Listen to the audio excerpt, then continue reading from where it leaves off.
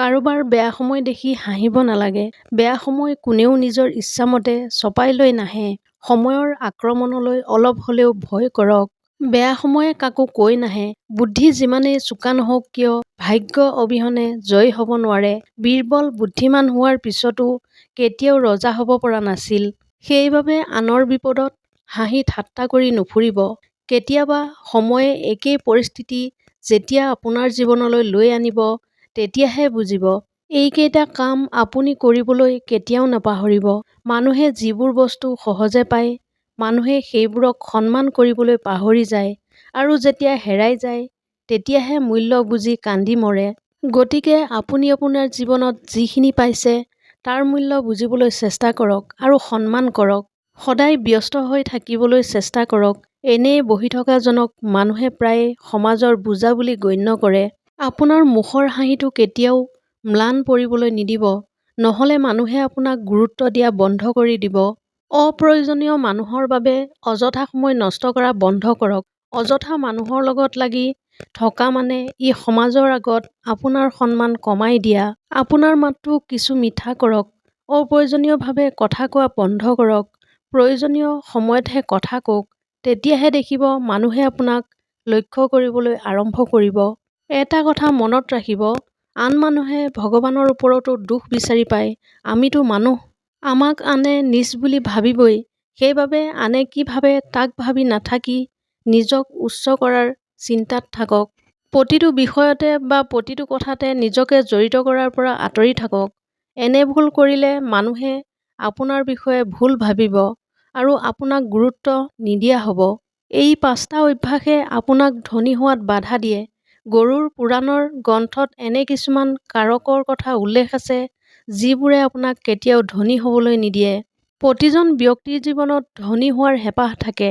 সকলোৱে সুখী আৰু সমৃদ্ধিশালী জীৱন যাপন কৰিব বিচাৰে। বিশেষকৈ সকলোৱে বিচাৰে যে জীৱনত যিকোনো আৰ্থিক সংকটৰ সন্মুখীন হ'ব নালাগে। কিন্তু কেতিয়াবা জানি বা অজানিতে কৰা ভুলবোৰ আমাৰ বাবে দৰিদ্ৰতাৰ কাৰণ হৈ পৰে। হিন্দু ধৰ্মৰ অন্যতম মহাপুৰাণ গৰুড় পুৰাণত ভগৱান বিষ্ণুৱে এনে কিছুমান অভ্যাসৰ কথা কৈছে যিয়েই আপোনাক ধনী হোৱাত বাধা দিয়ে। গৰুড় পুৰাণৰ নীতিত সুখী আৰু সফল জীৱন যাপন কৰিবলৈ বহুতো পদক্ষেপ আৰু কৰ্মৰ ব্যাখ্যা কৰা হৈছে। যদি আপুনি ধনী হ'ব বিচাৰে, মা লক্ষ্মীৰ আশীৰ্বাদ লাভ কৰিব বিচাৰে আৰু সুখী জীৱন যাপন কৰিব বিচাৰে, তেন্তে আজিৰ পৰাই এইবোৰ অভ্যাস ত্যাগ কৰক। গৰুড় পুৰাণৰ মতে ধন সম্পত্তিৰ বাবে গৌৰৱ কৰা ব্যক্তি বৌদ্ধিকভাৱে দুৰ্বল হৈ পৰে। সেইবাবে এনে মানুহৰ আনৰ লগত মিলো কম আৰু সেইবাবে টকা থাকিলেও সঞ্চয় কৰক। প্ৰয়োজন অনুযায়ী খৰচ কৰক আৰু আৰ্তজনক সহায় কৰক। বয়োজ্যেষ্ঠসকলে সদায় লোভক এটা বেয়া গুণ বুলি নাম দি আহিছে। সেইবাবে এই অপশক্তিৰ পৰা যিমান পাৰি দূৰত্ব বজাই ৰাখক। লোভে এটা সুখী পৰিয়াল আনকি জীৱনটোকো ধ্বংস কৰে। লোভী ব্যক্তিয়ে সদায় আৰু অধিক পোৱাৰ আশাত ভুল পথ গ্ৰহণ কৰিবলৈ আৰম্ভ কৰে। এনে লোকে কেতিয়াও সুখী জীৱন যাপন কৰিব নোৱাৰে।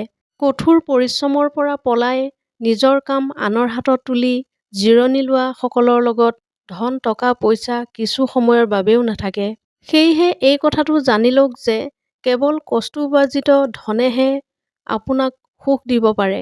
পৰিষ্কাৰ পৰিচ্ছন্নতা থকা ঘৰত মা লক্ষ্মীয়ে বাস কৰে।